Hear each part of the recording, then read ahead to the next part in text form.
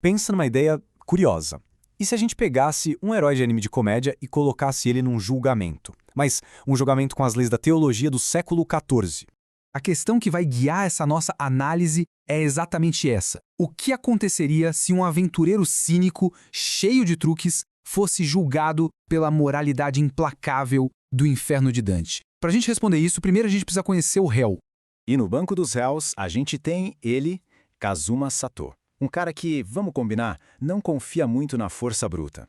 As armas dele são outras. Uma mente muito afiada e uma sorte que beira o sobrenatural.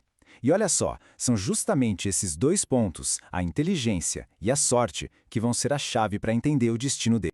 A lei que a gente vai usar aqui vem direto do inferno de Dante. E o mais interessante na justiça de Dante é que ela não olha só para o ato, mas para a intenção. Sabe, pecados que vêm da paixão, do descontrole, que ele chama de incontinência, são vistos como menos graves. Já aqueles que usam a razão para enganar, esses são a malícia. Para Dante, o mau uso do intelecto é o pior dos crimes. A gente podia pensar logo de cara que o Kazuma ia cair no círculo da luxúria. Afinal, o cara é famoso por roubar roupas íntimas. Só que, na visão de Dante, a luxúria é a razão se entregando para uma paixão que domina tudo. E o Kazuma, ele raramente perde o controle. Ele usa a lascívia de um jeito calculado, quase como uma arma psicológica para humilhar ou distrair os oponentes. É um ato da mente, e não uma fraqueza da carne.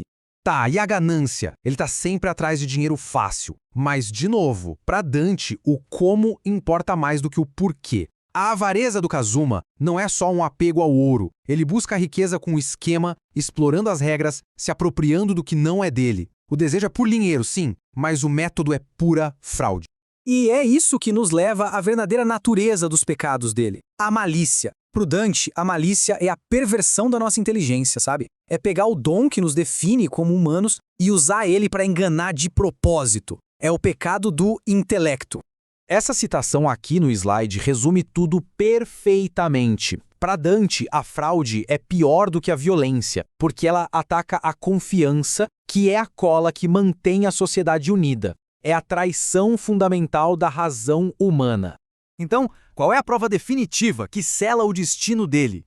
É o roubo da espada Grum. Um ato que, na visão de Dante, encapsula de um jeito perfeito o que é a fraude maliciosa.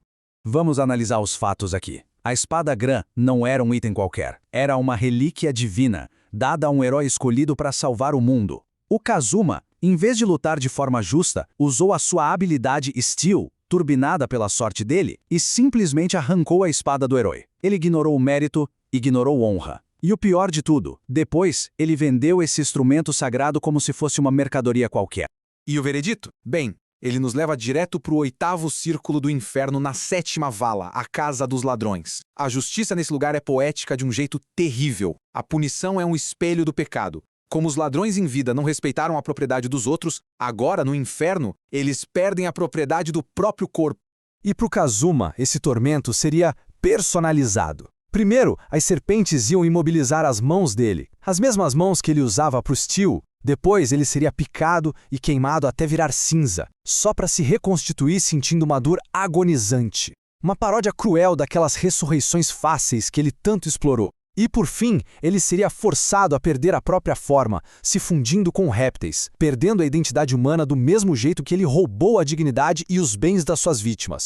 Então, a ficha criminal dele está completa. Localização, 8º círculo. Pecado, fraude. Crime principal, roubo sacrílego. A sentença, metamorfose e incineração eternas para uma alma que morreu sem nenhum arrependimento. E tudo isso nos deixa com uma última reflexão. No fim das contas, a tragédia do Kazuma, olhando por essa lente de Dante, não está nos pequenos vícios dele, mas em como seus maiores talentos, a inteligência e a sorte, quando usados só para o ganho egoísta, se tornaram a causa da sua própria condenação. O que será que isso diz sobre a natureza do heroísmo, hein?